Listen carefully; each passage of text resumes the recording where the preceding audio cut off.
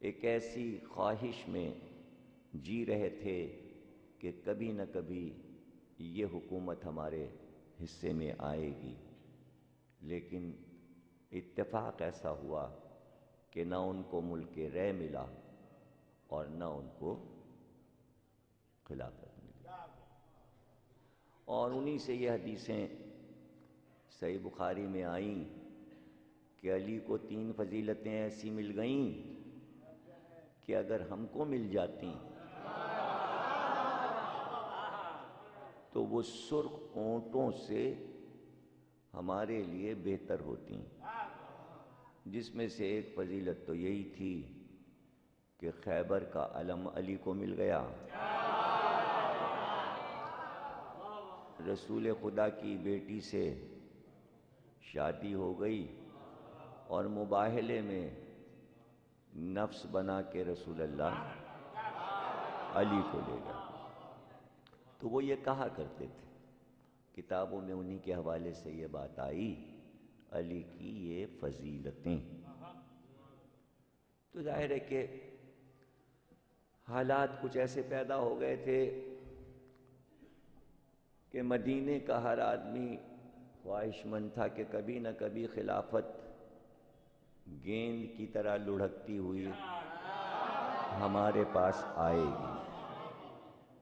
اسی آسرے میں وہ کوفے میں رہنے لگے، اور پہلے مسلمان تھے امت میں جنہوں نے اپنا محل پتھر کا بنوایا، قلعہ بنوایا، بڑا زبردست قلعہ بنوایا، اس میں چاندی سونے کے دروازے لگائے، بہت شان و شوکت سے قالین بچھے ہوئے، باغات لگے ہوئے ایک قلعہ انہوں نے اپنے لیے کوفے میں بنا لیا تھا۔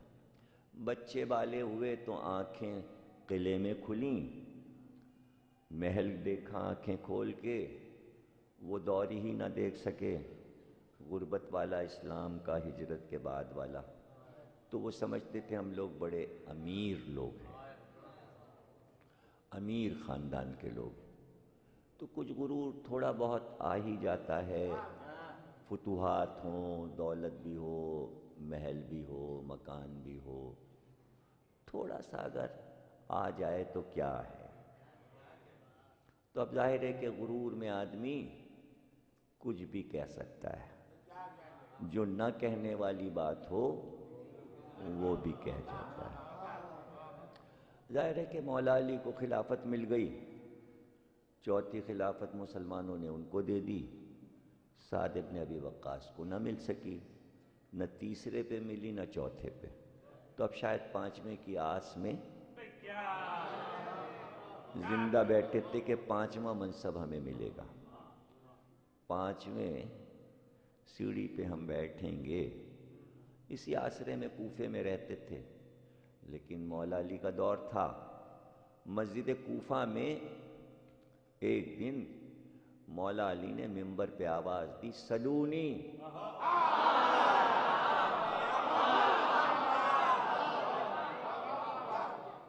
مجھ سے پوچھو، قیامت تک کی باتیں پوچھو، زمین کی پوچھو، آسمان کی پوچھو، ماضی کی پوچھو، حال کی پوچھو، مستقبل کی، جو چاہے پوچھو، اس سے پہلے کہ میں تم میں نہ رہوں پوچھ لو۔ یہ بھی بیٹھے تھے مجمع میں، سب نے اپنے اپنے سوال کیے، نہ معلوم کتنے سوال مولا علی سے ہوئے، تو انہوں نے بھی ایک سوال کیا سعد ابن ابی وقاص نے کہ یہ بتائیے یا علی، میرے سر پہ کتنے بال ہیں، میری داڑھی میں کتنے بال ہیں؟ آپ نے کہا کہ بتا تو دوں، لیکن کیا تو گن کر یقین کر سکے گا؟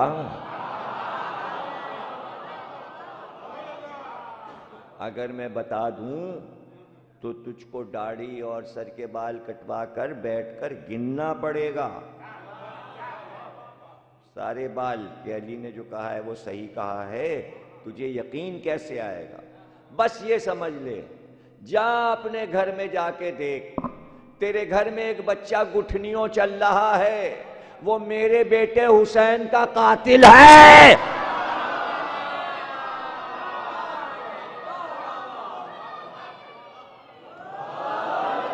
وہ میرے بیٹے حسین کا قاتل ہے۔ اب ظاہر ہے کہ ایران کو فتح کیا تھا تو ایران جس کے دور میں فتح ہوا اس کی خوشنودی کے لیے بیٹے کا نام رکھا تھا عمر بن سعد بن ابی وقاص۔ یہ تاریخ میں عمر سعد کے نام سے مشہور ہوا، سعد کا بیٹا۔ 7,000 حدیثیں اس نے یاد کیں، عربی کا بڑا ماہر تھا، اور بخاری اور مسلم وغیرہ نے بہت سی حدیثیں ان کو محدث سمجھ کر اپنی کتابوں میں درج کی ہیں، اس لیے کہ یہ محدث سمجھے جاتے تھے، کوفے میں رہتے تھے، عربی کے ماہر تھے، خاندان بہت بڑا ہو گیا تھا، کافی لڑکے اور لڑکیاں پیدا ہو گئی تھیں، گھر تو ابا چھوڑ ہی گئے تھے، مر گئے تھے، لیکن گھر تھا۔ لیکن وہ دماغ میں جو ایک ہوا تھی وہ بھری ہوئی تھی، وہ نکل ہی نہیں رہی تھی، اور وہ یہ تھا کہ ابا نے ایران فتح کیا تھا، تو اگر رے ہم کو مل جاتا تو بہت اچھا ہوتا۔ تو جب معاویہ حاکم بنا شام کا تو انہوں نے درخواست بھجوائی کہ ملک رے ہمیں دے دیا جائے۔ کس نے؟ عمر سعد نے، اور وہاں کا ہمیں گورنر بنایا جائے۔ معاویہ نے وہ درخواست پھینک دی، جانے کہاں ڈال دی، اور اسی میں آسرے میں دیکھتے ہی دیکھتے وقت گزر گیا اور وہ مر گئے، نہ رہے دنیا میں۔ ان کی حسرت نہیں مری، وہ حسرت اسی طرح باقی رہی، یہاں تک کہ کوفے میں یزید نے ابن زیاد کو گورنر بنا کے بھیجا اور حکم دیا کہ جس طرح بھی ہو حسین کا سر کاٹ لو، حسین کو قتل کر دو۔ حسین عراق کی طرف بڑھ رہے ہیں، ان کا پیچھا کرو، فوجیں بھیجو۔ جب یزید کا خط ابن زیاد کو ملا تو تشویش میں پڑ گیا کہ فوجیں بھیجوں تو سپہ سالار کس کو بنا کے بھیجوں، کہ ایک دم دماغ میں نام آیا، اوہو ملک رے۔ فوراً عمر بن سعد کو بلایا اور کہا یہ ہے کاغذ ملک رے کا، چاہیے؟ کہ کیا یزید نے ہمارے لیے اوکے کر دیا، اجازت دے دی؟ کہ نہیں، کاغذ تو ہم نے منگا لیا، انہوں نے اوکے نہیں کیا، پہلے تمہیں ایک کام کرنا پڑے گا۔ کہ کیا کام؟ کہ حسین کا سر کاٹ کے جب لے آؤ گے تو یہ کاغذ لے جانا، کاغذ ہمارے پاس رکھا ہے۔ کہ تو کاغذ تو دے دو، گھر والوں کو دکھا دیں، خوش تو ہو لیں، ہمارے خاندان والے خوش ہو لیں۔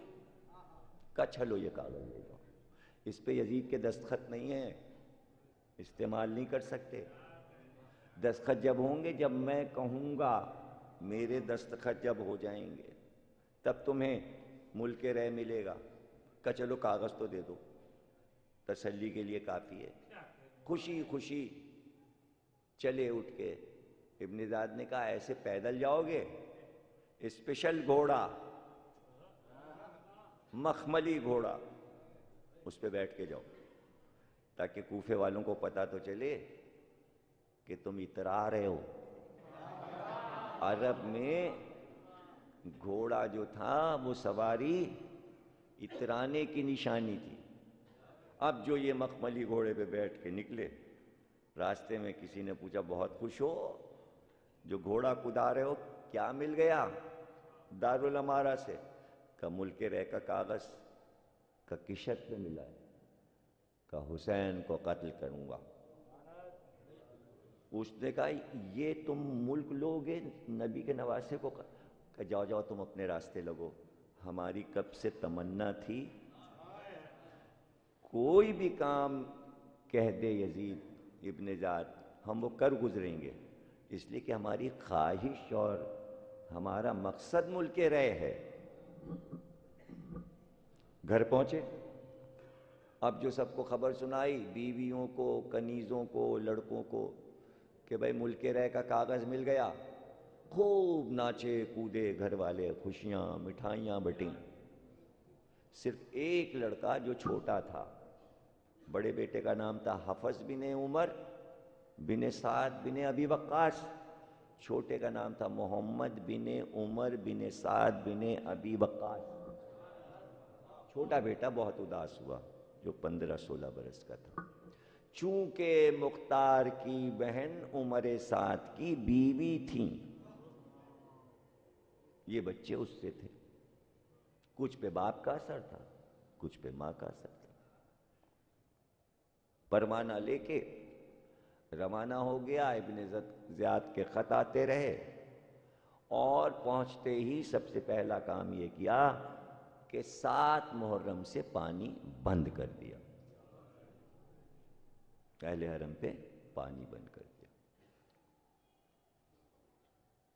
عاشور کی صبح آئی تو لشکر کو ترتیب دیا، لاکھوں کے لشکر کو کمانڈ کر رہا تھا، اور ایک بات ظاہر ہے جو سپہ سالار کرتا ہے وہ پوری فوج کرتی ہے، کمان میں تیر کو جوڑا تو پوری فوج نے کمان میں تیر جوڑے، اس لیے کہ جو سپہ سالار کر رہا ہے وہ سب کو کرنا ہے۔ تو کئی ہزار کمانیں ایک ساتھ کڑکیں اور تیر کمانوں میں لگے، اور پھر عمر سعد نے کمان کی ڈوری کھینچ کر مڑ کر لشکر والوں سے کہا گواہ رہنا، گواہ رہنا، حسین پر پہلا تیر عمر سعد کا جا رہا ہے۔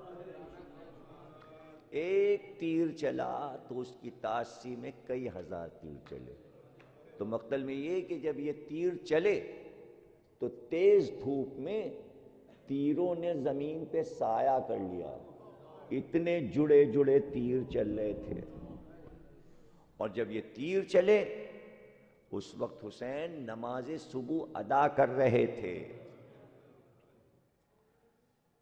اس وقت حسین نماز صبح ادا کر رہے تھے۔ 3 صحابی تو اسی وقت شہید ہو گئے۔ جب اتنے تیر چلے تو کچھ تیر خیموں میں گرے، تو فضہ نے آ کے کہا کہ تیر خیموں میں آ رہے ہیں، رات کی جاگی ہوئی بیبیاں اور جاگے ہوئے بچے ابھی تو صحن میں نکلے تھے ہوا کھانے، چند تیر علی اصغر کے جھولے کے پاس گرے ہیں۔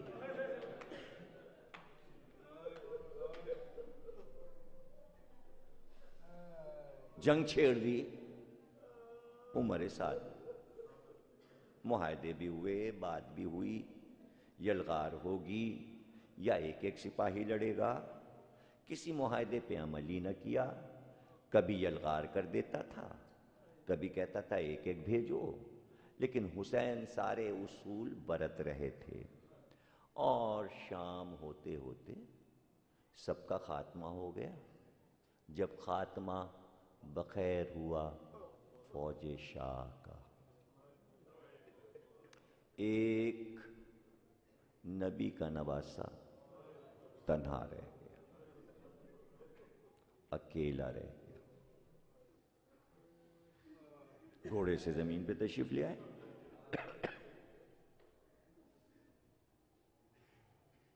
اب اٹھنے کی طاقت نہیں رہی، ابھی تک پیدل بھی جنگ کی تھی، لیکن جب سنان ابن انس نے سینے پہ نیزہ مارا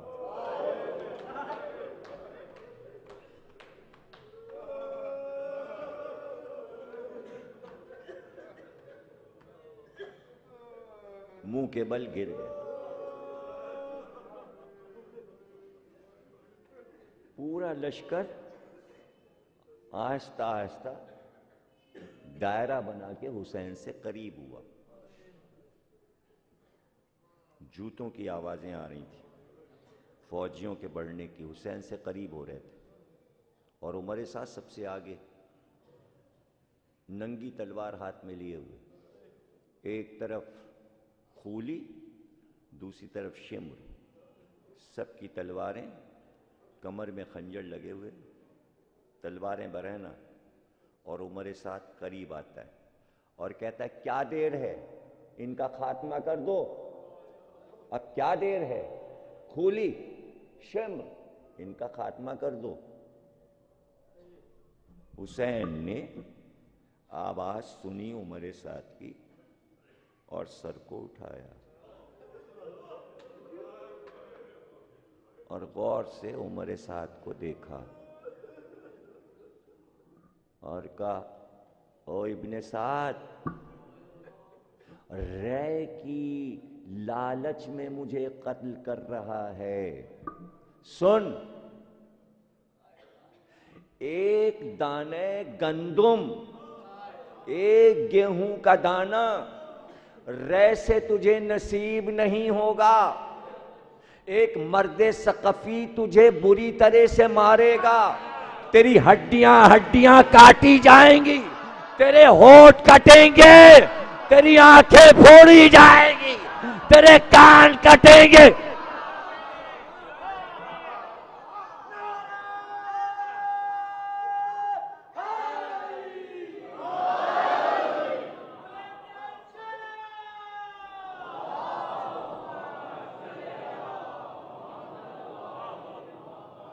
وقت گزر گیا.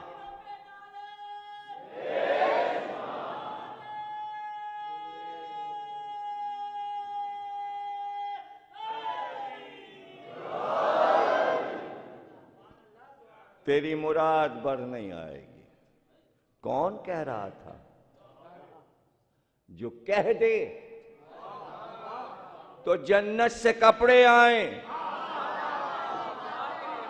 جو کہہ دے تو جبریل جھلانے آئیں، جو کہہ دے تو نبی ناقہ بن جائے.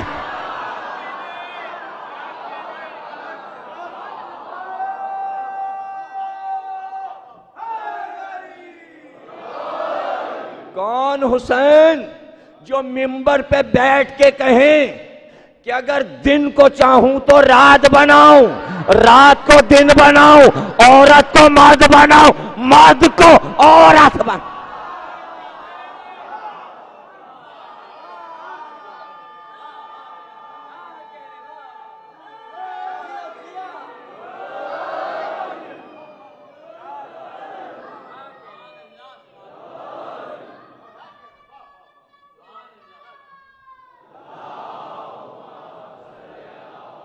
کون حسین بول رہے ہیں؟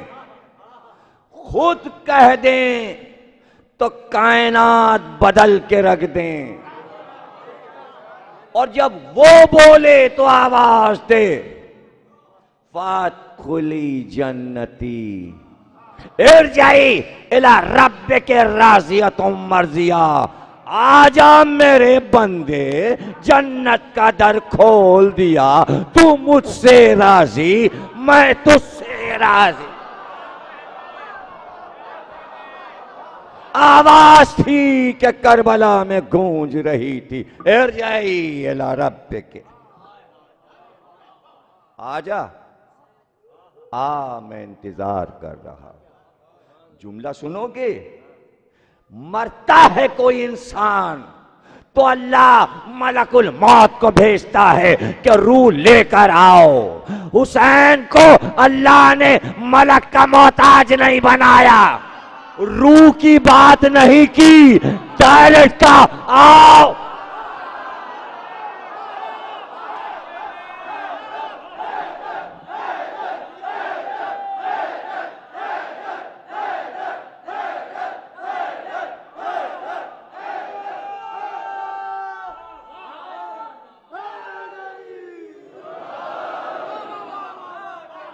آ جا پورا قرآن پڑھ لینا اور اس کے بعد پھر آ کے مجھ سے بات کر لینا. صرف 2 کو بندہ کہہ کر پکارا, یا محمد کو یا حسین کو. معراج میں جب لے گیا کہ میں اپنے بندے کو لے گیا, جب حسین کو بلایا کہ میرے بندے فی عبادی.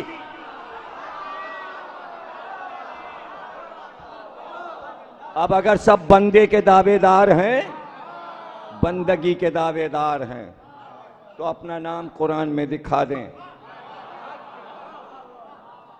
کہ ہر ایک کہتا ہے ہم اللہ کے بندے ہیں, ہم اللہ کے بندے ہیں, ہم اللہ کے بندے. اپنے منہ میاں مٹھو سب بن جاتے ہیں.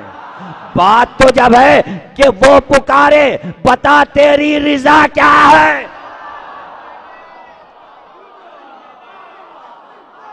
بتا تیری رضا کیا ہے.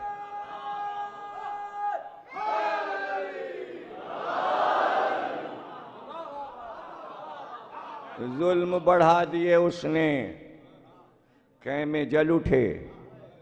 ماں لٹ رہا تھا اور یہ دیکھ رہا تھا. تلے زینبیہ پہ زینب پکار رہی تھیں, تو قریشی ہے. اپنے آپ کو کہتا ہے کہ تو رسول کے شجرے میں ہے, قریش ہے تو, اور تو دیکھ رہا ہے کہ اب عبداللہ ذبح ہو رہے ہیں. منہ پھیر کے رونے لگا. 2 جگہ اس کا ظلم معاف نہ ہو سکے گا. ایک جب زینب پکار رہی تھی, اور دوسرا وہ وقت جب حسین کہہ رہے تھے میرے بچے کو پانی دے دو, تو اس نے حرملہ سے کہا تھا اقطع کلام الحسین. سارے جرم ایک طرف, پانی بند کیا, فوجوں کی یلغار کی, حسین کو شب عاشور گھیر لیا, اس کے حکم پہ حملے ہوئے. جو بھی گیا علی اکبر کو مارنے اس کے حکم پہ, قاسم کو جتنے لوگوں نے مارا اس کے حکم پر, عباس کو گھیرا گیا اس کے حکم پر, علی اصغر کو تو اس نے خود اپنے حکم پر ذبح کروایا. حسین کو تو خود کھڑے ہو کر اپنے سامنے حکم دیا کہ ان کا سر کاٹ لو. کتنے جرم ہیں عمر بن سعد کے, لیکن زندہ ہے. 65 ہجری ہے, زندہ ہے. مختار نے تو فہرست بنوائی ہے, فہرست بنوائی ہے. اب یہ کیا کرے, ساری سرداری ملک رے قتل کر کے حسین کو آ گیا, ابن زیاد کے پاس بیٹھ گیا. مبارک بادیں ہوئیں, شاباشیاں ہوئیں. کہا اب دے دے وہ رے کا پروانہ. کہ گیا ہوا ہے یزید کے پاس, درخواست گئی ہے. کہ تو نے دھوکہ کیا, دھوکہ کیا تو. کہ نہیں جاؤ ملاؤ, بادشاہ وقت سے ملا. وہاں سے بھی مایوس آیا. اب ابن زیاد کیا کرے اور یزید کیا کرے. حسین تو کہہ چکے ملک رے نہیں ملے گا, ملک رے نہیں ملے گا. اب حسین نہیں کر دیں اور کسی کو کچھ مل جائے. ارے بس عمر سعد کے کیریکٹر سے سمجھ لو, جس کے لیے جنت کی نہیں کر دیں اس کو نہیں, اور جس کے لیے جہنم کی ہاں کر دیں.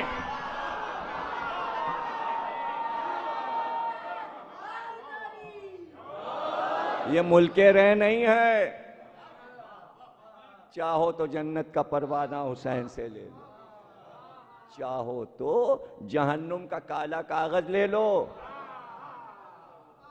مختار نامے کا تعلق حسین سے ہے, اس لیے روز حسین پر ہی تقریر ہوتی ہے. کل ماتم پہ تقریر تھی. آج یہ جرائم جو کیے ہیں لشکر یزید نے, اس کی گفتگو ہے. تو کیا جرائم ان پہ ختم ہو گئے؟ نہیں. حدیث رسول یہ ہے کہ جب بڑا جرم ہو جائے جو جو ظالم کا ساتھ دے گا وہ اس کے ساتھ محشور ہوگا، اور جہاں پر رسول اللہ نے کہا ظالم کی تعریف ہو اور کوئی چپ رہ جائے وہ بھی اسی کے ساتھ محشور ہوگا۔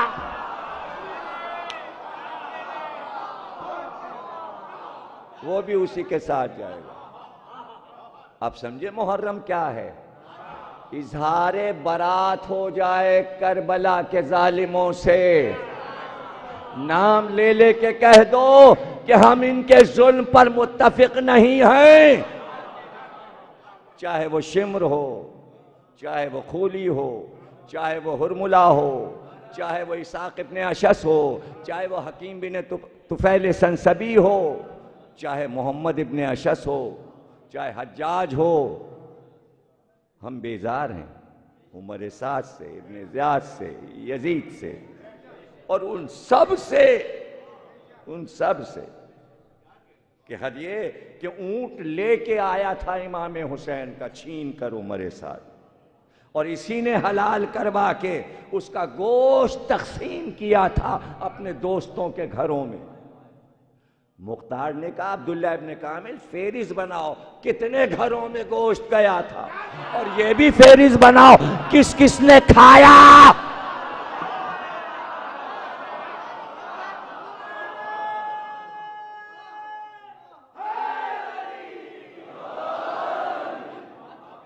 اب دو ہی تقریریں تو رہ گئیں میرے بھائی، کیا کروں؟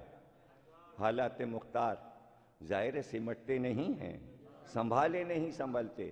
کل شمر کا انجام اور پرسوں ابن زیاد کا انجام، لیجئے اشرا ختم۔ آج کتنا بڑا مجرم پکڑا جائے گا، ابھی آپ انتظار میں ہیں، ابھی آپ انتظار میں۔ بھاگا بھاگا پھر رہا ہے، چھپتا پھر رہا ہے، قلعہ کام نہیں آ رہا، محل باپ کا چھوڑا کام نہیں آ رہا، موت نظر آتی ہے نگاہوں میں، سوتا ہے تو نیند نہیں آتی، موت آ کے کھڑی ہو جاتی ہے بھوتنی بن کے، چڑیل بن کے۔ یہ کیوں کہوں کہ موت کی دیوی آتی ہے، موت کی چڑیل آتی ہے، نیند نہیں آتی۔ تو محمد ابن جودہ ابن حبیرہ کے پاس بھاگ کر گیا۔ یہ کون ہے؟ یہ کون ہے؟ حضرت علی کی بہن ام ہانی کے پوتے، تو اس رشتے سے حضرت علی کے بھی پوتے ہوئے، بہن کے پوتے، ابو طالب کے پروتے۔ ان کے والد کوفے کے گورنر تھے مولا علی کے دور میں، تو بہت عزت تھی کوفے میں ان کی، اس لیے کہ باپ گورنر رہ چکے تھے۔ بھاگ کے ان کے پاس گیا، اب تم ہی بچا سکتے ہو، اس لیے کہ مختار تمہیں بہت مانتے ہیں، کہ دور ہو جا میری نگاہوں سے۔ نبی کے نواسے کو قتل کر کے اب چاہتا ہے میں سفارش کروں، مجھے بھی کیا جہنم میں بھیجنا چاہتا ہے۔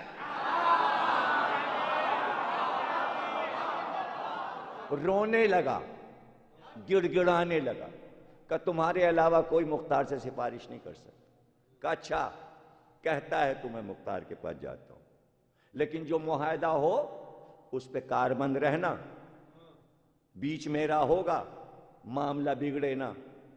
بہت رویا گایا کہ جیسا کہو گے ویسا کریں گے۔ یہ اٹھ کے چلے گئے مختار کے پاس، کہا مختار لکھ دے معاہدہ عمر سعد کے لیے۔ کہا آپ تشریف لائے ہیں، آپ آل ابو طالب ہیں، آپ ظاہر ہے کہ میرے آقا اور مولا کے پھوپھیزاد بھائی کے پوتے ہیں، بیٹے ہیں، ہم بھلا کیسے آپ کی بات ٹال سکتے ہیں؟ لاؤ قلم اور کاغذ لاؤ، آپ کے سامنے میں معاہدہ لکھتا ہوں، بسم اللہ الرحمن الرحیم۔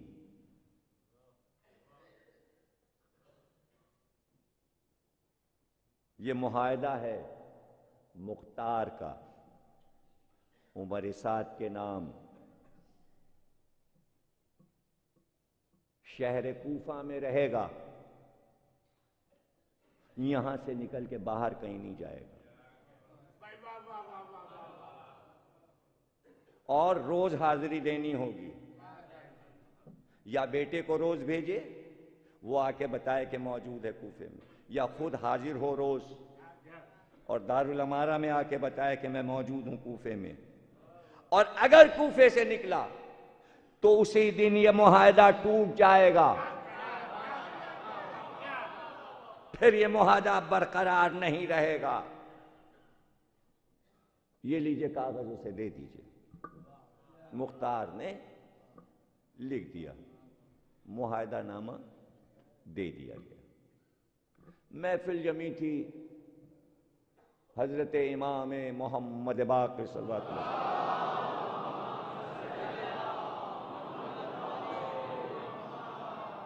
اور مختار کے حالات امام سے سب بیٹھے سن رہے تھے۔ تو کسی نے بیچ سے سوال کیا، مولا یہ کیا مختار کے دل میں عمر سعد کے لیے کچھ ہمدردی تھی؟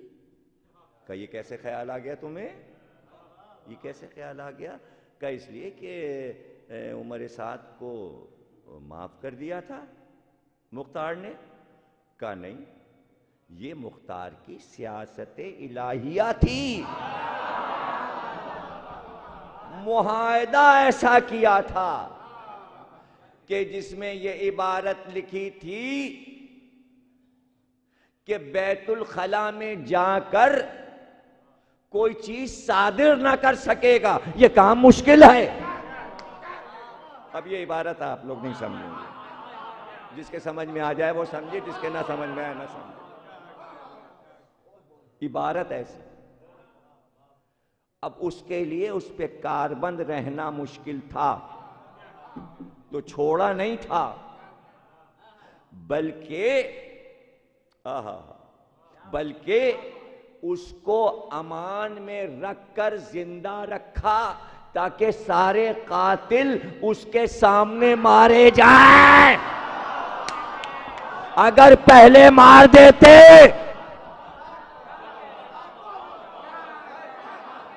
یہ مختار کا ایک لطف تھا کہ جو سپہ سالار ہے اس نے سب کو مقرر کر کے بلایا تھا کربلا، اپنی آنکھ سے سب کا انجام دیکھے پھر مرے۔ جزاک اللہ۔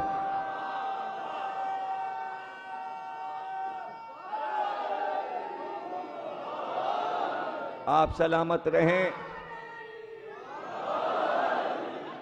انتہائی توجہ سے اور محبت کی چھاؤں میں آپ سن رہے ہیں۔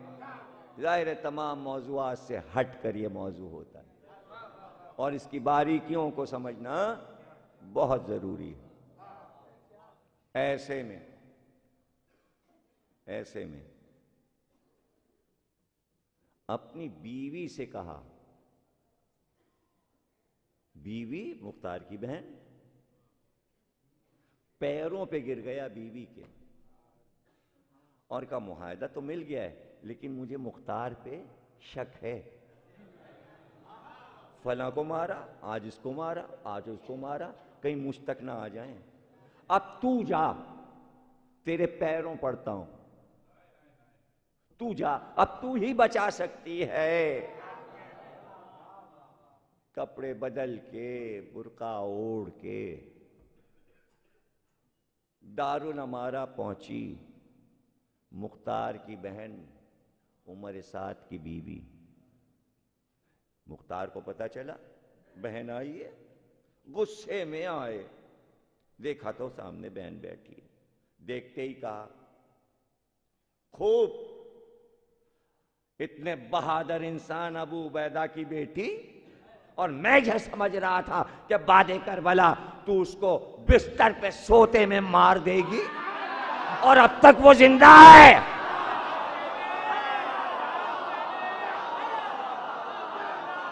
تو گھر میں موجود رہی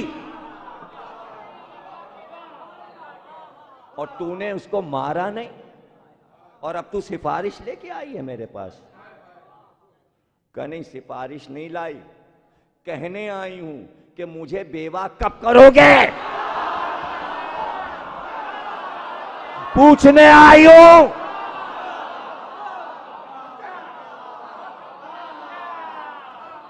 مختار نے کہا تو مجھ سے تو کہنے آئی ہے کہ مجھے بیوہ کب کرو گے؟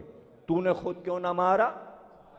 کسی دن بھی سوتے میں خاتمہ کر دیتی اس کا، ظالم کا۔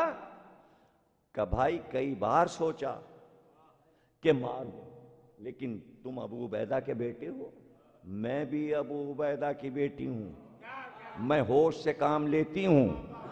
اگر تمہیں سیاست آتی ہے تو سیاست مجھے بھی آتی ہے۔ جس دن میں اسے مار دیتی، بدلے میں ابن زیاد قید خانے میں تم کو مار ڈالتا، تو حسین کے قاتلوں سے بدلہ کون لیتا؟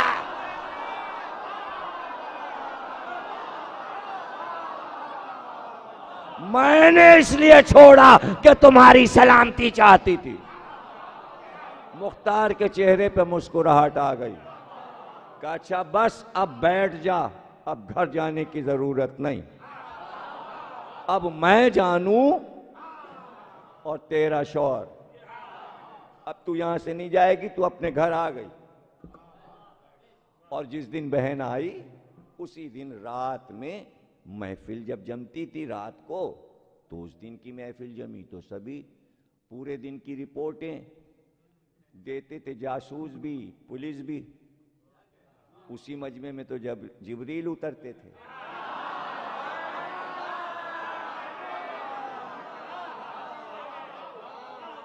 عبداللہ ابن کامل کے اسسٹنٹ ابو عمرہ کو بلایا اور کہا کہ ایسے بھی مختار کے دربار میں روز آ کے بیٹھتے تھے، جو چپکے سے قاتلوں سے بھی لگائی بجھائی کرتے تھے، جبریل ان کو بھی پہچانتے تھے۔ ایسے ہی ایک آدمی حیثم تھا جو مختار کے اس لیے بیٹھتا تھا کہ کوئی بات ہو تو ان تک پہنچا دے جو قاتل حسین چھپے ہوئے تھے۔ مختار اسے جانتے تھے، دیکھا وہ بیٹھا ہوا ہے، اس کو دیکھ کر کہا ابو عمرہ اب میں یہ سوچتا ہوں کہ کل میں اس آدمی کو قتل کروں جس کی ٹانگیں لمبی، آنکھیں اندر کو دھسی، بھویں جھکی ہوئی، ہونٹ اس کے موٹے موٹے، میں سوچتا ہوں کل اس کو قتل کروں۔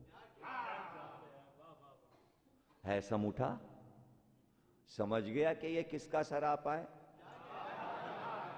اور سیدھا عمر سعد کے پاس پہنچا اور کہا آج تو مختار نے یہ اعلان کیا ہے کہ کل اس کو قتل کروں گا جس کی ٹانگیں لمبی ہیں، آنکھیں اندر کو دھسی ہیں۔ اب تو ہلا عمر سعد، کہنا یہ تو میرا سراپا بتا رہا ہے۔ اس کے معنی مختار نے معاہدہ توڑ دیا، اور یہ جو میری بیوی جا کے واپس نہیں آئی تو بھائی اور بہن مل گئے ہیں، اب یہ مجھے نہیں چھوڑے گا۔ ٹھیک ہے تو میں بھی اپنا انتظام کرتا ہوں، اور رات کو کرائے کا ایک اونٹ منگا کے چپکے سے اس پہ سارا ضروری سامان رکھ کے اونٹ پہ بیٹھا اور رات کو بھاگ لیا۔ بھاگ کے ایک جگہ ہے حمام عمر، وہاں تک پہنچا۔ وہاں پہنچا تو ایک غلام اس کا وہاں رہتا تھا کچے مکان میں۔ اس نے کہا امیر یہ کیا کیا تم نے معاہدہ تم نے توڑا ہے، مختار نے نہیں توڑا۔ شرط یہ تھی کہ اس سے کچھ صدر نہیں ہوگا، صادر نہیں ہوگا، تم سے اب صادر ہو گیا۔ تم کوفے سے باہر آ گئے، چھپتے چھپاتے جلدی سے واپس جاؤ، ابھی رات ہے، دن کو خبر عام ہوگی۔ عمر سعد نے کہا کہتے تو صحیح ہو، غلطی تو ہو گئی، معاہدہ تو ہم نے توڑا، معاہدے میں تو یہ تھا کوفے سے باہر نہیں نکلے گا۔ اب جناب علی کبھی دل یہ کہتا ہے آگے بھاگوں، کبھی دل کہتا کوفے واپس جاؤں۔ بہرحال اونٹ کو چھوڑ دیا کہ جدھر اونٹ جائے، اور بیٹھے بیٹھے اونٹ پہ سو گیا۔ حالانکہ کرائے کا تھا، اگر ذاتی ہوتا تو گھر پہچانتا، کرائے کا آدمی گھر نہیں پہچانتا. اب جو صبح آنکھ کھلی تو اونٹ گھر کے دروازے پہ رکا ہوا تھا. جہاں سے چلا تھا وہیں اونٹ آ گیا. جب سوتا ہوا آ رہا تھا مختار کے آدمی پیچھے پیچھے اونٹ کا تعاقب کرتے ہوئے. اب جو آنکھ کھلی تو چاروں طرف دیکھا سپاہی, نیزے اور تلواریں. عبداللہ ابن کامل نے کہا اترا, معاہدہ ٹوٹ چکا, چل امیر نے بلایا ہے. امیر نے کہا باندھ کے اس کو لے آؤ. معاہدہ کیوں توڑا؟ رسیوں سے باندھ کر عمر سعد کو, اور اتنی بے قراری تھی کہ جلد میرے سامنے پیش کرو. سامنے پیش کیا گیا, مکالمے شروع ہوئے. کیوں؟ تو نے کربلا میں لشکر جمع کیے اور حسین کو قتل کیا. کہا اللہ کی تقدیر, اللہ کی تقدیر. کر رہے تجھ کو دیا یزید نے, ملا تجھ کو؟ کہ یزید نے میری خدمات کا صلہ نہیں دیا, پرواہ نہیں کی. کہ خدمات تیرے گناہ, وہ خدمات نہیں ہے, وہ تیرا عذاب. کہ ابن زیاد سے کیا ملا؟ کہ بے وفائی کی, وعدہ وفا نہیں کیا اس نے, وعدہ اس نے وفا نہیں کیا. کہ اب کیا خیال ہے؟ اب ذرا مجھ کو وہ اشعار سنا دے. جب تجھ کو رے کا پروانہ ملا, ابن زیاد نے تجھے کاغذ دیا, تو جو شعر تو نے کہے تھے اور جن کو تو کربلا پڑھتا ہوا گیا تھا اور کوفے میں دوستوں کو سناتا تھا, وہ شعر سنا. کہ امیر بس رہنے دے, وہ شعر نہیں سناؤں گا. مختار نے کہا دیکھ سزا تو میں تجھے دوں گا, میں تیری ہڈیاں کاٹوں گا, میں تیری انگلیاں کاٹوں گا, میں تیرے ہونٹ کاٹوں گا, میں تیرے ناک اور کان کاٹوں گا, بچے گا تو ہے نہیں. اور اس کے ساتھ ساتھ تجھے مٹی کا تیل پیٹ بھر کے پلایا جائے گا, تاکہ جب تجھے جلایا جائے تو جلنے میں آسانی ہو جائے. اب وہ شعر سنا دے. ناچار شعر سناتا ہے. کہتا ہے کہ جب مجھے پروانہ ملا تو میں نے کہا ہائے یہ رے کا پروانہ میری آنکھوں کی خنکی ہے, میرے دل کی ٹھنڈک ہے. ایک طرف حسین کا قتل ہے, ایک طرف میری پرانی دیرینہ خواہش ہے, میرے خواب کی تعبیر ہے. ہاں اگر حسین کو قتل کر دوں گا تو یہ بڑا گناہ ہے, لیکن جتنے بھی گناہ میں نے کیے ہیں اس میں سے ایک گناہ یہ بھی صحیح, اور بس یہی تو ہوگا کہ اگر جنت ہے تو میں جنت میں نہیں جاؤں گا حسین کو قتل کر کے, لیکن دنیا میں خوبصورت جنت رہ تو مجھے مل جائے گی. کیا ہے, اور ہو سکتا ہے کہ قتل حسین میں کر بھی دوں اور رہ بھی مجھے مل جائے, اور جب میں محشر میں پہنچوں تو پتہ چلے نہ جنت نہ دوزخ, یہ تو سب ایسا ہی تھا. مختار نے کہا یہ ہیں تیرے عقائد, یہ ہیں تیرے عقائد. آج پتہ چلا اتنی حدیثیں یاد کر کے, اتنی نمازیں پڑھ کے, اتنے روزے رکھ کے, اتنے حج کر کے پتہ چلا کہ عمر سعد نہ بنے کوئی, عمر سعد نہ بنے.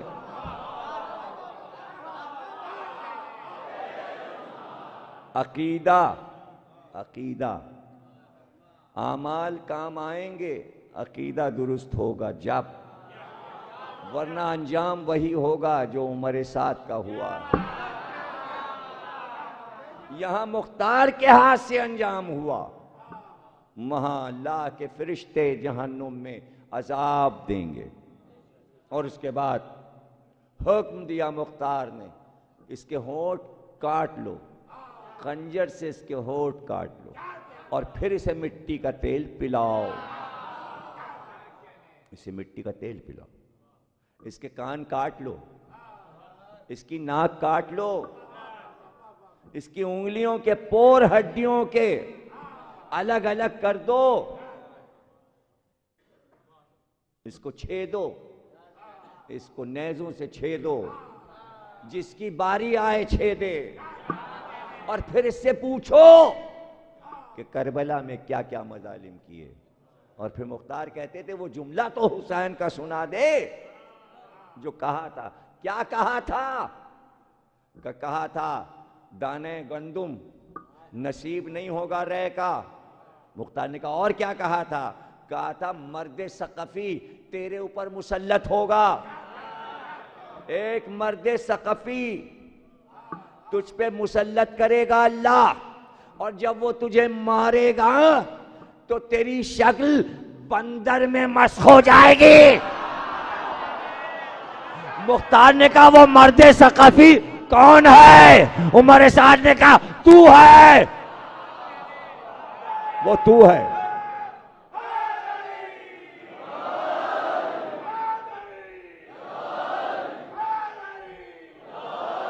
مختار نے کہا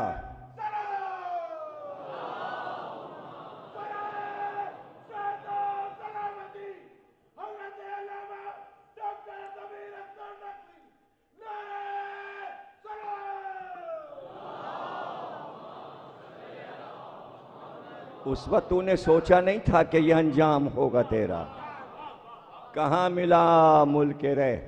اب بتا حسین کو قتل کر کے تجھے کیا ملا؟ کیا ملا تجھے؟ نہ تجھے دنیا ملی، نہ تجھے دین ملا، اور یہ ہے تیری سزا کہ تیرے ٹکڑے کیے جائیں گے، زندہ زندہ زندہ تو خود اپنے کو جلتے ہوئے دیکھے گا، تیرے جسم میں آگ لگائی جائے گی، تجھ کو جلا کے خاک کیا جائے گا۔ حکم دیا سر اس کا کاٹو، سر اس کا کاٹو، جسم جلنے لگا، سر کٹنے لگا۔ اس دن مختار نے بڑی خوشیاں منائیں، اور جب اس کا سر کٹا تو بہت خوش ہوئے، اس لیے کہ ایک خط محمد حنفیہ کا آیا تھا جب معاہدہ ہوا تھا اس سے، تو محمد حنفیہ نے کہا تھا تو نے عمر سعد کو معاہدہ کر کے آزاد چھوڑا ہوا ہے، میرے بھائی حسین کے قاتل کو آزاد چھوڑا ہوا ہے؟ تو اس وقت تو خط پا کے محمد حنفیہ کا چپ ہو گئے تھے۔ آج میں اس خط کے عمر سعد کا سر اور پھر خط لکھ کر کہ شاید آپ کی خوشنودی مختار کو ذرا سی حاصل ہو جائے، یہ عمر سعد کا سر تحفے میں آپ کو مختار مدینے بھیج رہا ہے۔ پھر اس کے بعد کہا دونوں بیٹوں کو بلاؤ، حفظ بھی بلایا گیا، محمد بن عمر سعد بھی بلایا گیا۔ حفظ سے کہا کیا خیال ہے یزید کے بارے میں؟ کہا خلیفہ برحق تھا، تیرا باپ جو بھی مارا گیا، کہا یہ حق پر تھا۔ کہا حسین؟ کہا وہ حق پر نہیں تھے۔ کہا اس کے ٹکڑے ٹکڑے کرو، اس کو برچھیوں سے چھیدو۔ پھر چھوٹے بیٹے سے پوچھا، وہ رونے لگا، کہ جب میرا باپ پروانہ لے کے آیا تھا میں کمرے میں چھپ کے جا کے حجرے میں رویا تھا کہ میرا باپ حسین کو قتل کرے گا۔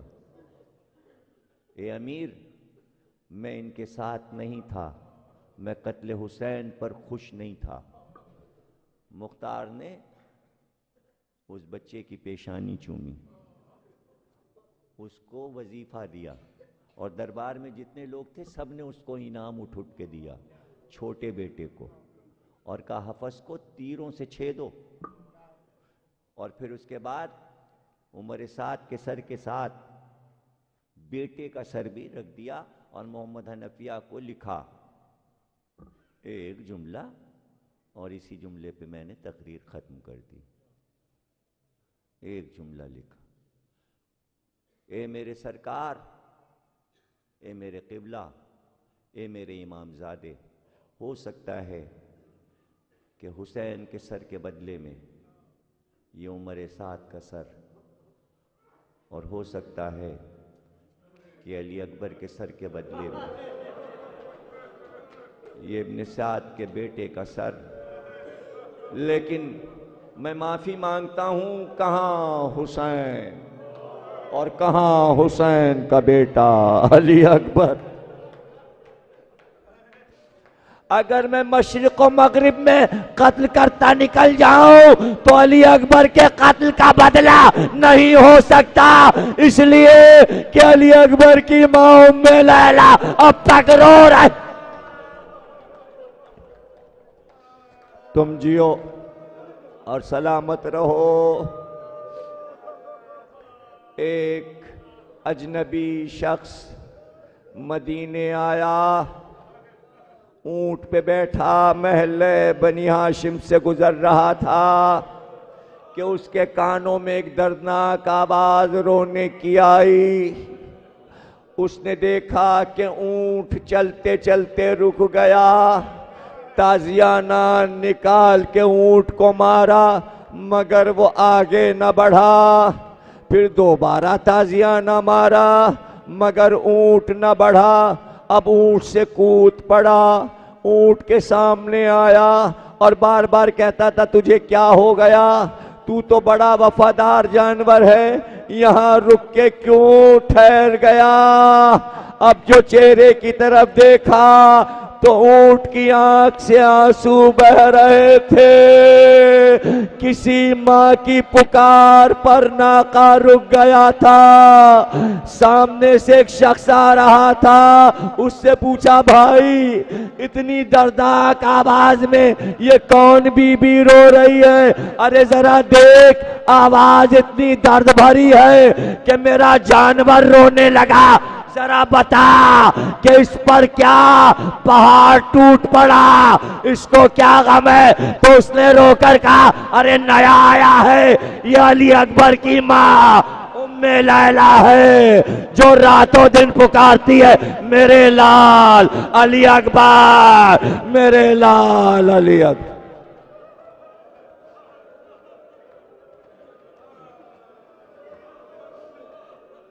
واسطہ شہزادہ علی اکبر کا ان آوازوں اور ان آنسوؤں کے صدقے میں جو ہمارے مومنین بیمار ہیں ان کو شفا عطا فرما، جو مر گئے ان کو اعلی علیین میں بلند مرتبے عطا فرما، جو بے روزگار ہیں انہیں رزق عطا فرما، جو برسر روزگار ہیں ان کے رزق میں وسعت فرما، حج و زیارات سے مومنین کو مشرف فرما، بانیان اشراق کے توفیقات میں اضافہ فرما، بحق محمد اور آل محمد امام زمانہ کا ظہور فرما، تعجیل فرما۔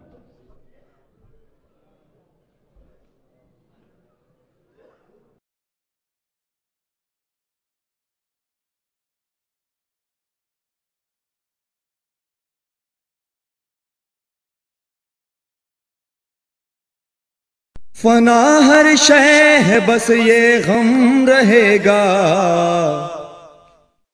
فنا ہر شے ہے بس یہ غم رہے گا، نبی کے لال کا ماتم رہے گا،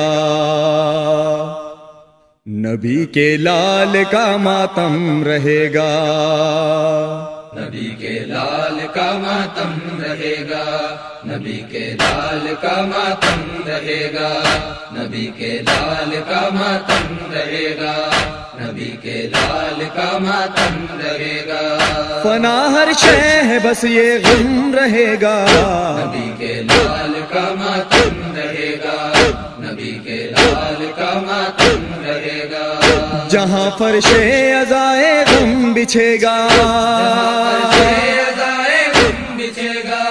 جہاں فرش عزائے غم بچھے گا، وہاں عباس کا پرچم رہے گا، نبی کے لال کا ماتم رہے گا، نبی کے لال کا ماتم رہے گا، جہاں فرش عزائے غم بچھے گا، جہاں فرش عزائے غم بچھے گا،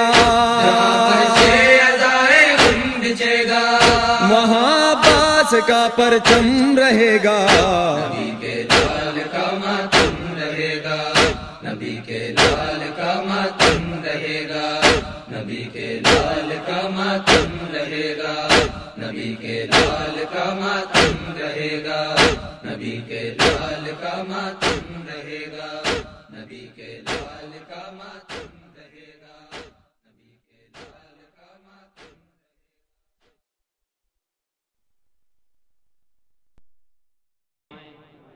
اور ان کا سایہ ہمارے سروں پر قائم رہے۔ ایک مرتبہ اور اعلان سماعت فرما لیں۔ پیر 13 سفر بمطابق 9 فروری برمکان انیس حسن کاظمی صاحب، مکان number 147، block number 2، Tariq road پر 12 بجے دن مجلس اعزا برپا ہوگی، جس میں ڈاکٹر علامہ سید ضمیر اختر نقوی صاحب قبلہ خطاب فرمائیں گے۔ آپ مومنین سے شرکت کی استدعا ہے۔ بر محمد و آل محمد بلند تر نعرہ الصلوات۔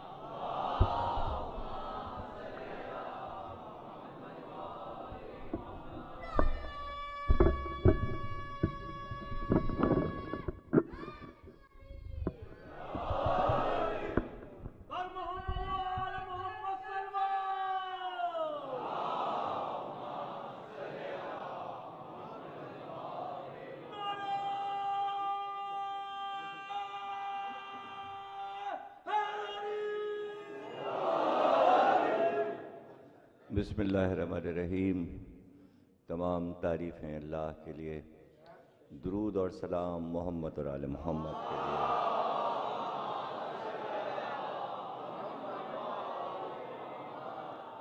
1430 ہجری عشرِ جوادیہ، مرکزی امام بارگاہ جعفر طیار میں نویں تقریر آپ حضرات سماعت فرما رہے ہیں۔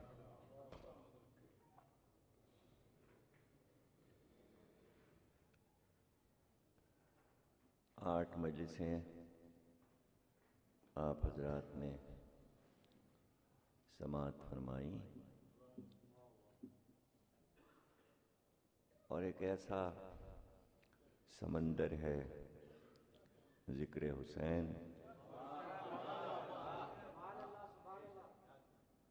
صدیاں گزرتی جاتی ہیں اور اس ذکر کی تابندگی بڑھتی جاتی ہے۔ ایک ایسا نورانی ذکر کہ جو ذکر کہاں نہیں ہوا، ہر بلندی ذکر حسین کی طرف مائل ہو گئی۔ یہ ذکر مسجد نبوی میں بھی ہوا، رسول اللہ کے گھر میں بھی ہوا، اور دوش پیغمبر پر بھی ہوا۔ جب آغاز اس ذکر کا ایسا ہو تو کتنی برکتیں، برکت یعنی مبارک، مبارک ذکر۔ لوگ کہتے ہیں خوشیاں مبارک، ہم لوگ کہتے ہیں غم حسین مبارک۔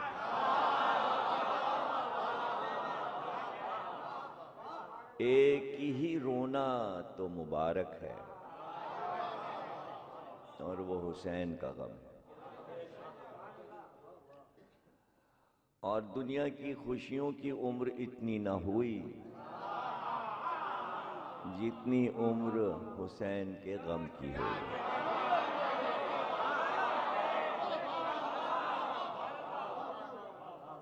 آپ کو دیکھ لیجئے، کتنے تم طراق سے خلافت آئی تھی، اور اب دنیا میں کہیں جشن خلافت نہیں ہوتا۔ کوئی خلافت کی یاد منانے والا نہ رہا، اور یہ بھی نہ پتہ چلا کہ اس خلافت کی قبر کہاں بنی۔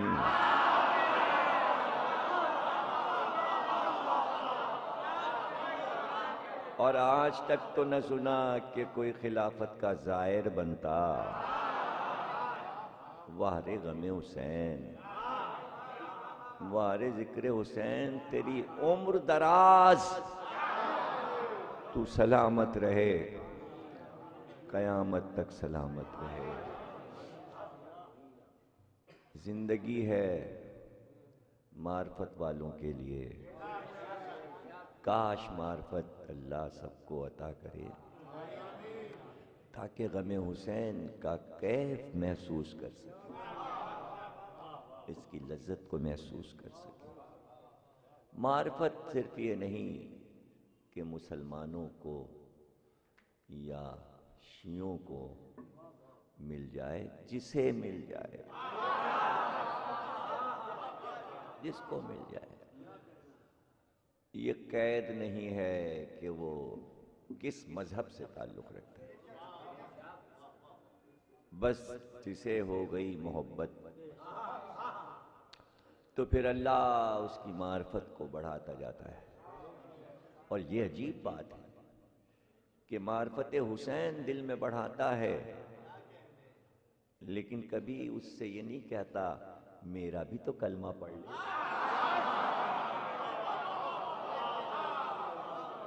کبھی اس کے دل میں یہ الہام ہی نہیں ہوتا کہ اللہ دل میں یہ بات ڈال دے کہ تو یہودی ہے، تو عیسائی ہے، تو ہندو ہے، تو کافر ہے، تو سکھ ہے، تو پارسی ہے، اور تو غم حسین منا رہا ہے۔ کوئی فرشتہ پکارے آ کے کلمہ تو پڑھ لے۔ پتہ چلا اللہ کو غم حسین منانے والوں کی ادا اچھی لگتی ہے۔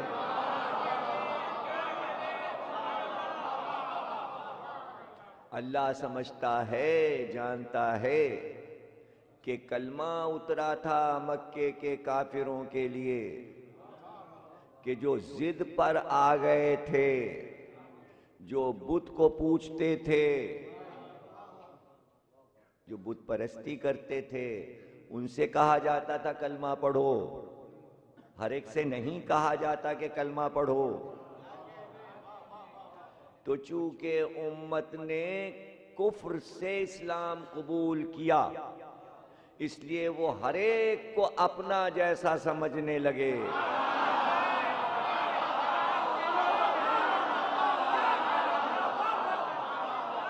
وہ سمجھتے ہیں کہ کلمہ پڑھنا کوئی بہت بڑا مرتبہ ہے، لیکن ایک لمحے کو یہ نہ سوچا مکے والوں نے کہ گلیوں میں تو کہتے ہیں کہ کلمہ پڑھو، کہو اللہ ایک ہے، لیکن کسی نے پلٹ کے کبھی یہ نہیں پوچھا کہ خدیجہ نے کب کلمہ پڑھا، علی نے کب کلمہ پڑھا، ابو طالب نے کب کلمہ پڑھا، حمزہ نے کب کلمہ پڑھا، فاطمہ بنت اسد نے کب کلمہ پڑھا۔ ان کو معلوم تھا کہ یہ سب کلمہ پڑھے پڑھائے ہیں، انہی کی شہ پر تو محمد سب کہہ رہے ہیں۔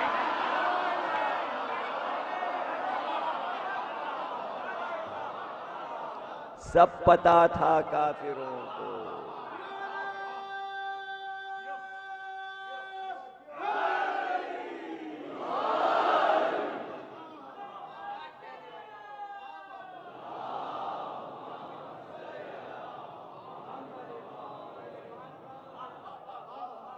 دیکھیے امت کسے کہتے ہیں، قوم کسے کہتے ہیں؟ مسلمان قوم کون سی قوم؟ جو کلمہ پڑھے، لا الہ کہے، محمد رسول اللہ کہے، اسے کہتے ہیں مسلمان قوم۔ جناب سیدہ نے رسول اللہ سے پوچھا حسین کو کون روئے گا؟ تو جبریل نے رسول سے کہا کہہ دیجئے اللہ ایک قوم لائے گا، اگر وہ قوم بھی آتے ہی کلمہ پڑھے، رسول اللہ کہے پہلے کلمہ پڑھو محمد رسول اللہ کہو، تو پھر یہ وہی قوم ہو جائے گی جو پہلے سے تھی۔ کچھ نہیں سمجھے آخر والے،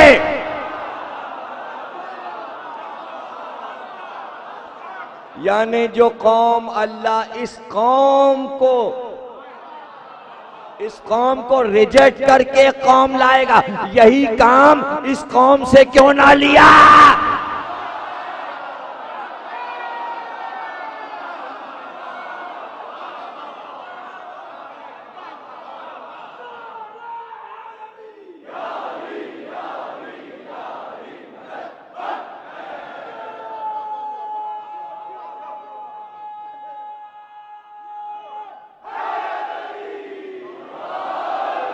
اب جتنا چاہو میں سمجھاتا چلا جاؤں، اللہ ایک قوم لائے گا، اس کا مطلب یہ ہے کہ اس جیسی نہیں ہوگی۔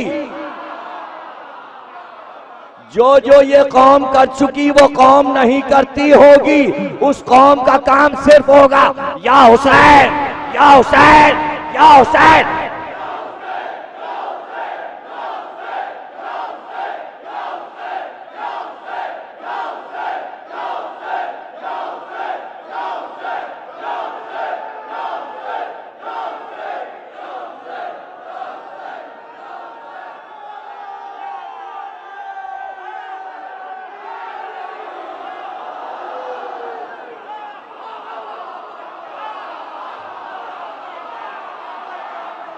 سن لو، ارے یہ بہت بڑا ایوارڈ ملا ہے اس قوم کو کہ اس قوم کے بارے میں رسول اللہ نے یہ نہیں پوچھا پروردگار کیا وہ قوم جو تو لائے گا وہ تیرا کلمہ پڑھتی ہوگی؟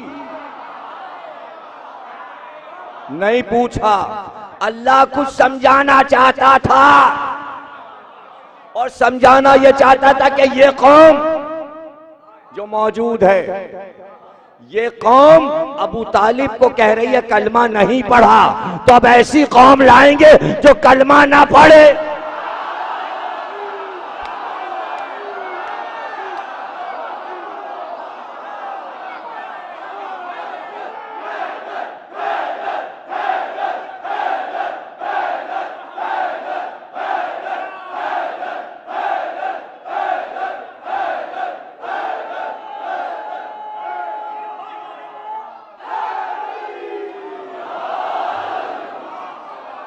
اور اب جملہ سن لو کہ وہ قوم جو اللہ لائے گا جو حسین حسین کرے گی وہ ہوگی مسلمان، کلمہ بھی پڑھتی ہوگی، لا الہ بھی کہتی ہوگی، محمد رسول اللہ بھی کہتی ہوگی، لیکن پرانی قوم اس کو کافر کہے گی جیسے ابو طالب کو کافر۔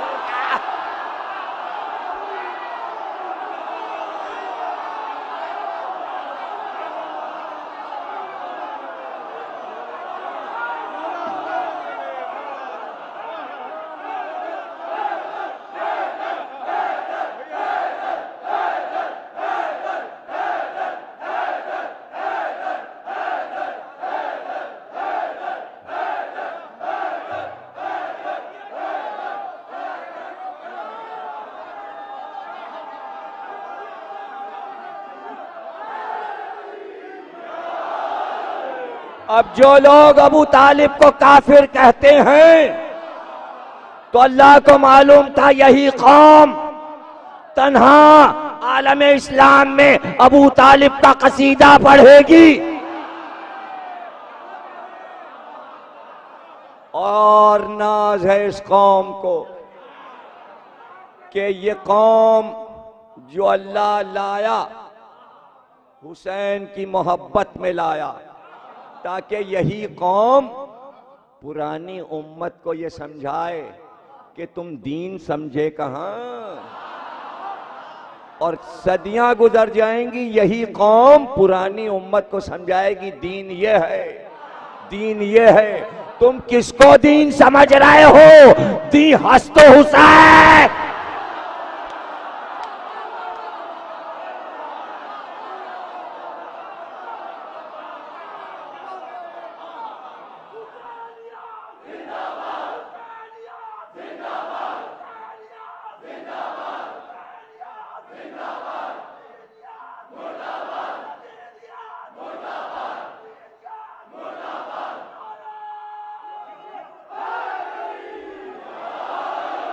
یہ قوم بتائے گی جسے اللہ لایا ہے، پرانی امت کو بتائے گی کہ عمارت نظر آتی ہے، بنیاد نیچے ہوتی ہے.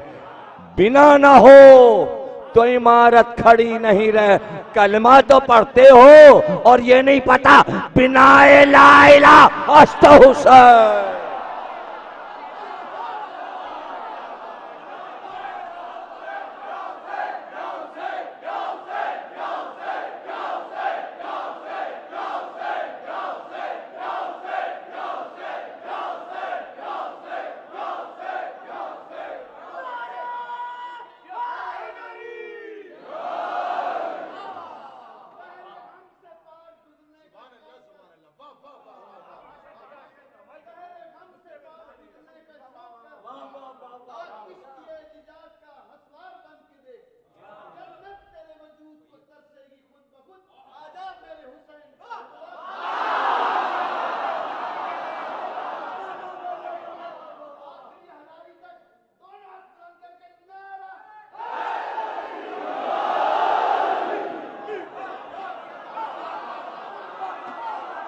اس قوم نے بتایا.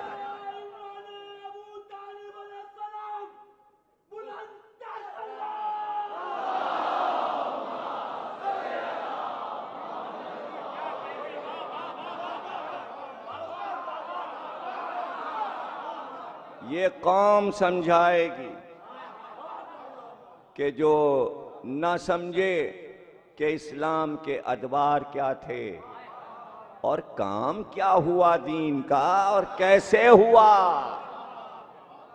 اس لیے کہ کسی بڑے کام کو ادوار میں تقسیم کرنا پڑتا ہے. پہلا دور، دوسرا دور، تیسرا دور. 3 دور اسلام کے لیے بھی اللہ نے مقرر کیے. دین کے لیے 3 دور مقرر کیے اللہ نے. پہلا دور دین بنانا ہے. پہلا دور دین بنانا ہے. دوسرا دور دین پھیلانا ہے. تیسرا دور دین بچانا ہے.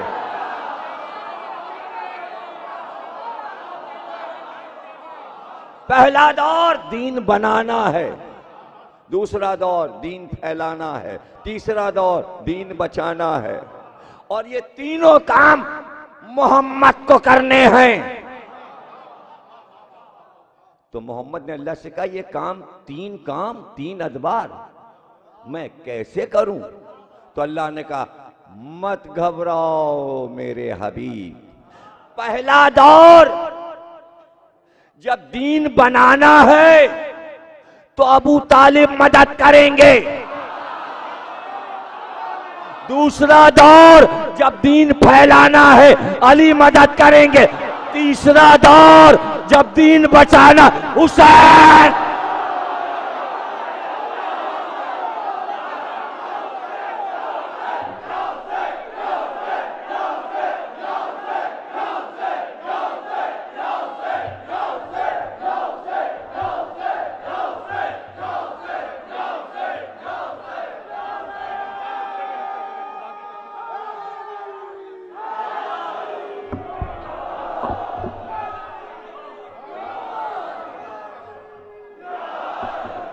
ارے جملہ تو سن لو. گھر سے باہر بات نہیں نکلی، دادا بیٹا پوتا.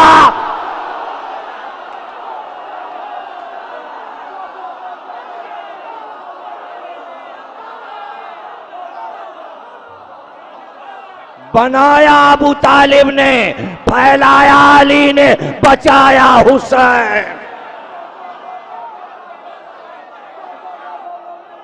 بچایا حسین۔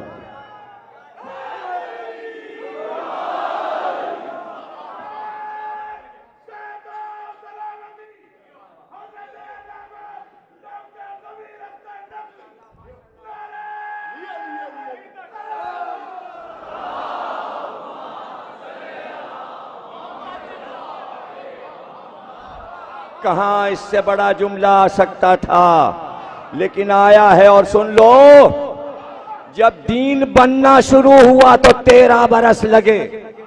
13 برس میں ابو طالب نے محمد کے ساتھ مل کر بنایا۔ جب پھیلنے کا دور آیا تو 10 برس لگے۔ علی نے مدینے میں بدر سے حنین تک 10 برس میں پھیلایا، لیکن جب بچانے کا دور آیا تو 61 ہجری سے قیامت تک حسین بچاتے چلے گئے۔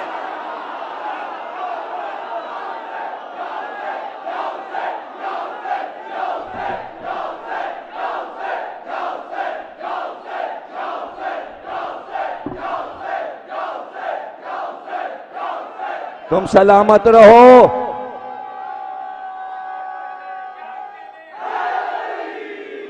تم خوش رہو۔ اب ان جملوں میں جان نہیں ہے کہ اسلام خطرے میں ہے، اسلام خطرے میں نہیں ہے، محافظ حسین ہے، محافظ حسین ہے۔ کیا عمدہ جملہ آیا ہے، جلدی سے لے لو، بھول نہ جاؤں۔ جب یہ نعرہ لگتا ہے اسلام خطرے میں، اسلام کو کوئی خطرہ نہیں ہے، حسین جیسا محافظ قیامت تک ہے۔ پھر یہ شور کیسا ہے؟ شور یہ ہے کہ مسلمان خطرے میں۔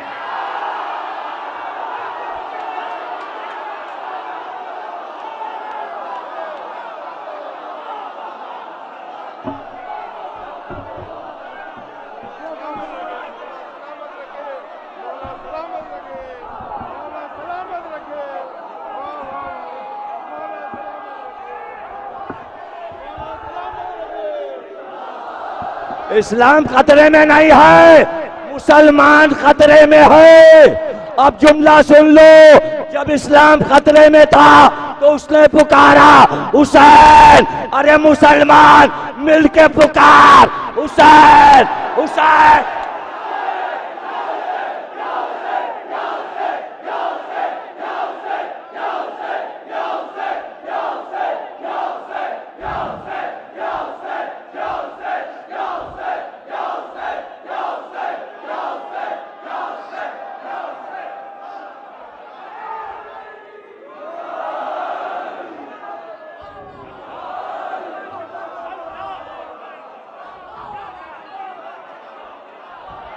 کیوں نہیں پکارتے، کیوں نہیں پکارتے مسلمان یا حسین؟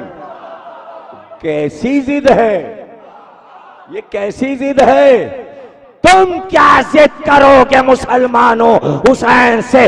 حسین نے ضد کی تھی اللہ سے، نبی سے۔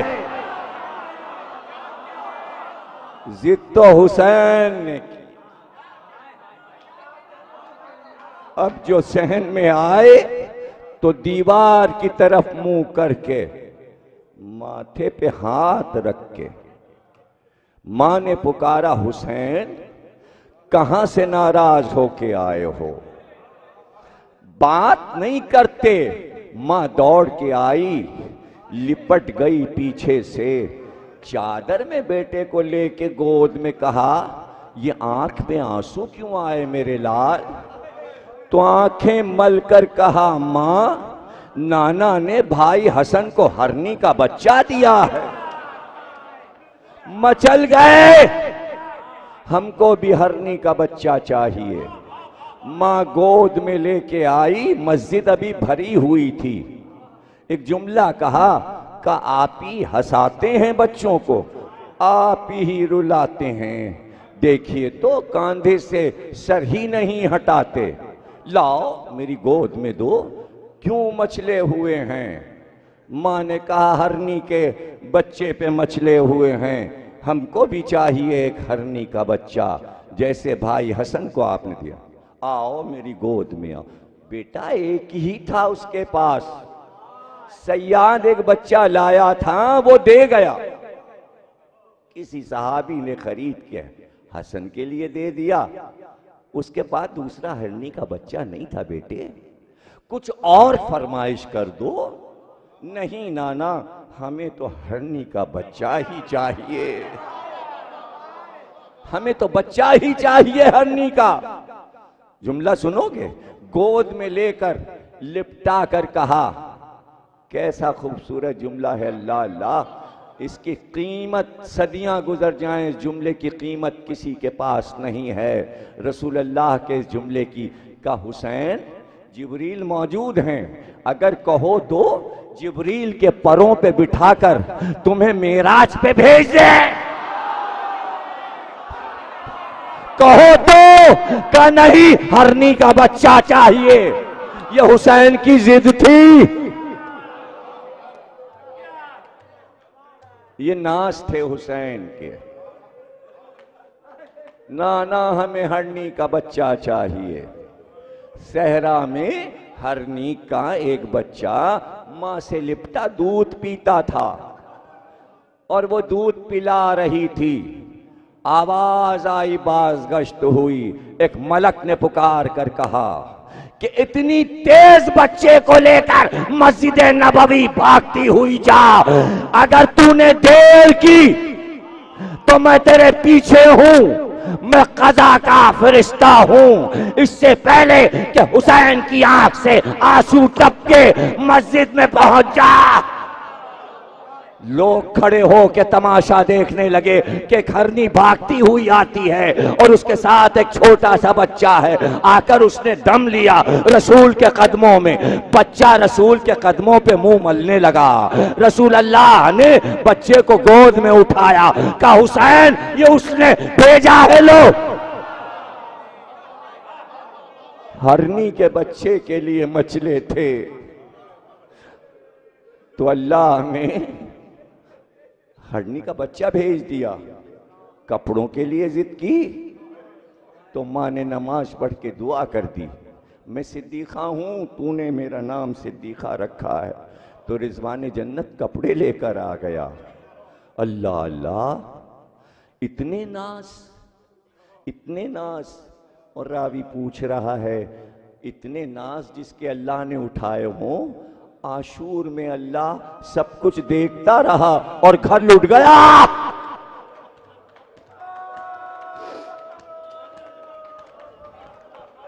اللہ دیکھتا رہا اور حسین کا گھر لٹ گیا. اگر کبھی ایسا سوال پیدا ہو جائے تو اس کے جواب کے لیے آج کی تقریر ہے. شب عاشور ملک آیا تھا اور آ کر حسین کے پاس بیٹھ گیا تھا.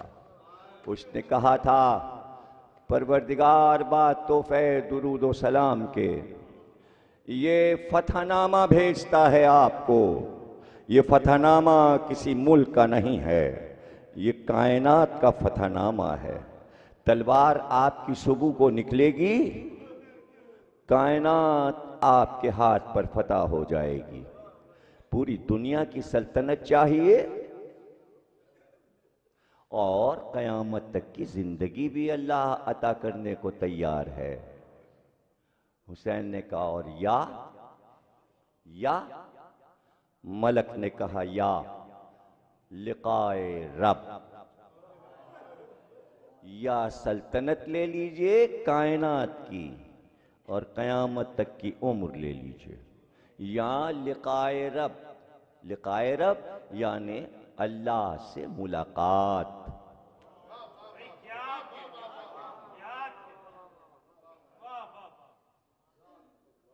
لقائے رب اللہ سے ملاقات.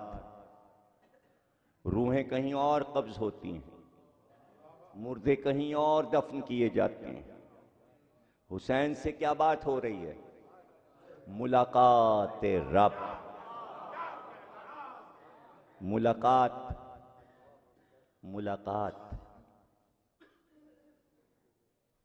اسی لیے دنیا جاتی ہے قبروں پہ تو اسے کہتے ہیں عرس ہو رہا ہے، لیکن حسین کے یہاں لوگ جاتے تو کہتے زیارت ہو رہی ہے۔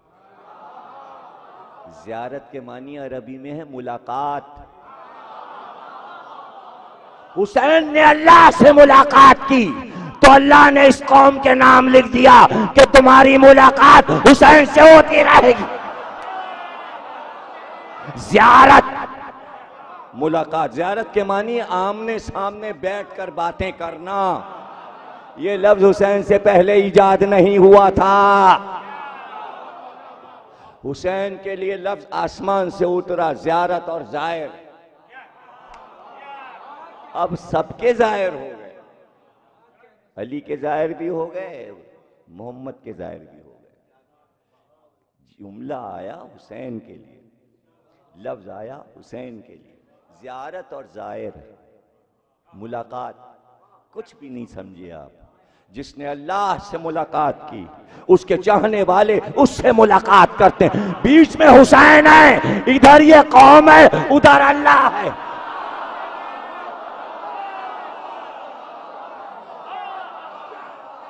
اب کیا باتیں ہیں نہیں سمجھے؟ امت کا مسئلہ یہ ہے کہ ملک الموت آتے ہیں روح قبض کرنے، منکر نکیر لکھتے ہیں اعمال، وہ قبر میں جاتا ہے، ہوتے ہیں سوال جواب۔ یہ سب ہے امت کے لیے، یہ ہے دوسری قوم، اس کو جو کچھ کہنا ہوتا ہے حسین سے، حسین اللہ۔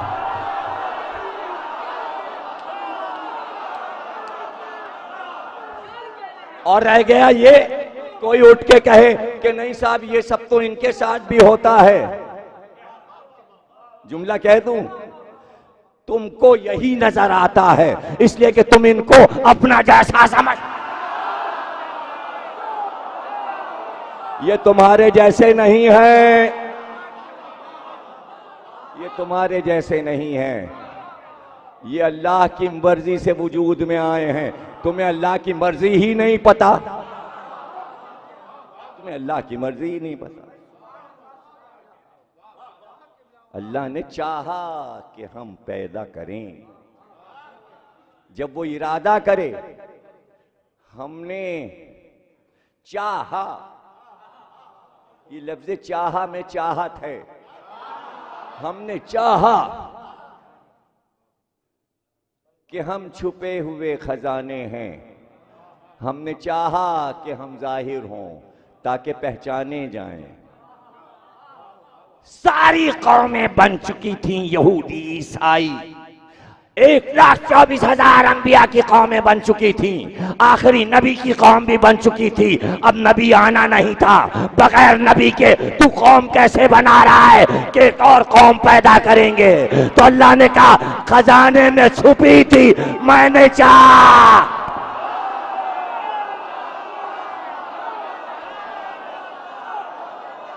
میں نے چاہا کہ میں اس قوم کو ظاہر کروں۔ اس قوم کے لیے یہ شرط نہیں ہے کہ کون کہاں سے آ رہا ہے، شیعہ اسی پہ اکڑے بیٹھے ہیں کہ بس ہم ہی ہیں حسینی۔ تمہیں نہیں پتا لاکھوں ہیں وہ حسینی کہ جو کسی اور قوم سے تعلق رکھتے ہیں۔ وہ تبت میں بھی بستے ہیں، وہ چائنا میں بھی بستے ہیں، وہ منگول میں بھی رہتے ہیں، وہ رشیا میں بھی رہتے ہیں، وہ Indonesia, Malaysia, Hong Kong, Bangkok میں بھی رہتے ہیں، وہ Germany, France, Belgium, Bulgaria, Romania, Italy اور اسپین میں بھی رہتے ہیں، یونان میں بھی رہتے ہیں، امریکہ کی اسٹیٹس میں رہتے ہیں، وہ زمین پہ بھی رہتے ہیں،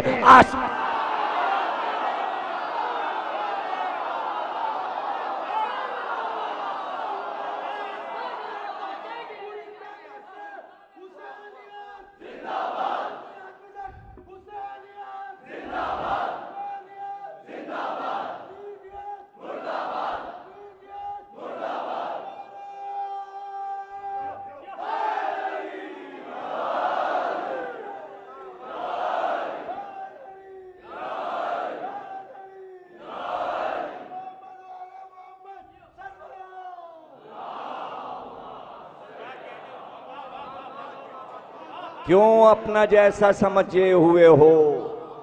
ان کی ہر سانس حسین کے لیے، ان کا سونا جاگنا حسین کے لیے۔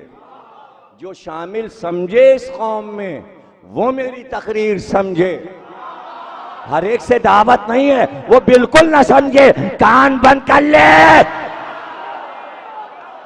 ان کا سونا جاگنا حسین کے لیے، ان کا گھر بار حسین کے لیے، ان کی اولاد حسین کے لیے۔ پتہ نہیں اگلا جملہ برداشت کر سکو گے کہ نہیں۔ ان کا جاگنا سونا حسین کے لیے، ان کا گھر بار حسین کے لیے، ان کی اولاد حسین کے لیے، ارے ان کا خون حسین کے۔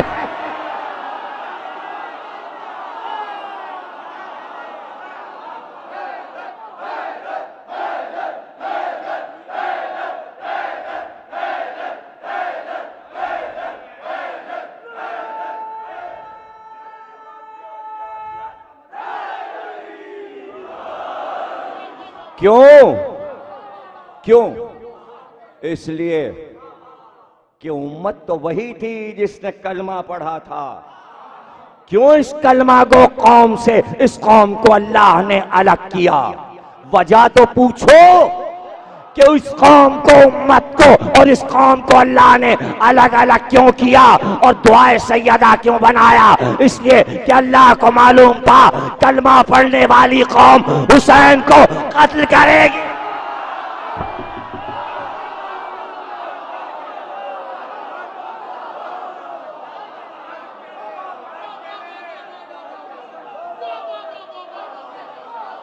کیسی؟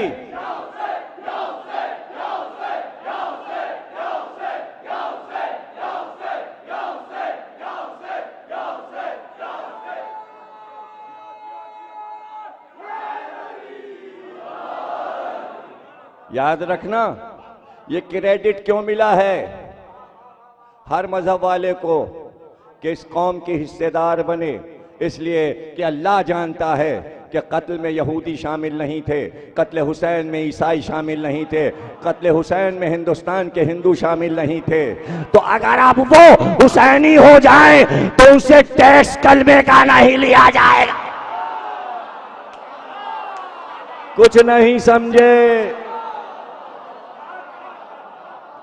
تم ایسے ہی ٹھیک ہو، تم سے کچھ نہیں پوچھا جائے گا، اس لیے کہ وہ کلمہ پڑھ رہے تھے، وہ کلمہ پڑھ رہے تھے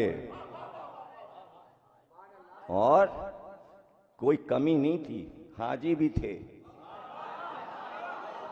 قاری بھی تھے، حافظ قرآن بھی تھے، کسی کے باپ نے کلمہ پڑھا تھا، کسی کے دادا نے کلمہ پڑھا تھا، 3 پشتوں سے کلمے پڑھ رہے تھے، 3 پشتوں سے نمازیں پڑھ رہے تھے۔ ذل جوشن صاحب یہ رسول تھا، رسول کے ہاتھ پہ بیعت کر کے کلمہ پڑھا تھا، اس کا بیٹا تھا